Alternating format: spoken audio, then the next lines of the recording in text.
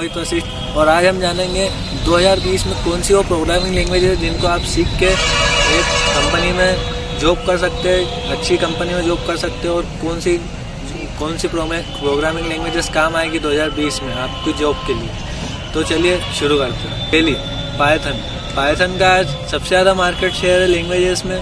आजकल हर काम पाइथन पे हो रहा है। जैसे कि आप जानते हैं artificial intelligence, deep learning, machine learning सब पाइथन पे आजकल ज़्यादा चल रही है क्योंकि ये बहुत इजी लैंग्वेज है। तो आप इसे सीख के किसी भी अच्छी कंपनी में जॉब कर सकते हैं। दूसरे पे आती है जावा लैंग्वेज। जैसे कि आप जानते हैं बहुत पुरानी लैंग्वेज है और इसके बहुत बड़ा इसका नेटवर्क है।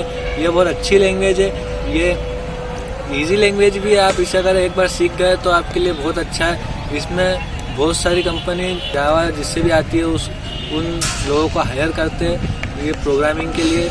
और ये ज़्यादातर वेब एप्लीकेशन बनाने के लिए काम आती है और उसके बाद मोबाइल एप्लीकेशन बनाने के लिए भी काम आती है एंड्रॉयड की। तो आप ये भी सीख सकते हैं। तब आती है सी और सी प्लस प्लस। सी और सी प्लस प्लस भी बहुत पुरानी लैंग्वेज है और बहुत बेसिक लैंग्वेज है, बहुत ईजी लैंग्वेज है। ये ज़्यादातर इसको माइक्रोसॉफ्ट यूज़ करता है और अगर आप ये सीख गए तो आप इसमें भी अच्छी जॉब कर सकते हैं। चौथे पे आती है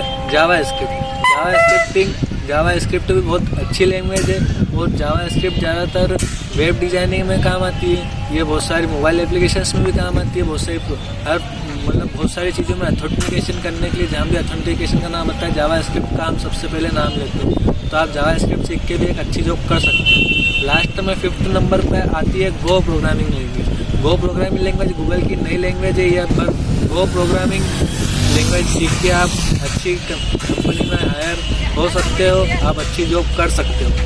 तो ये थी 5 प्रोग्रामिंग लैंग्वेज जिससे सीख के आप 2020 में अच्छी जॉब कर सकते हो।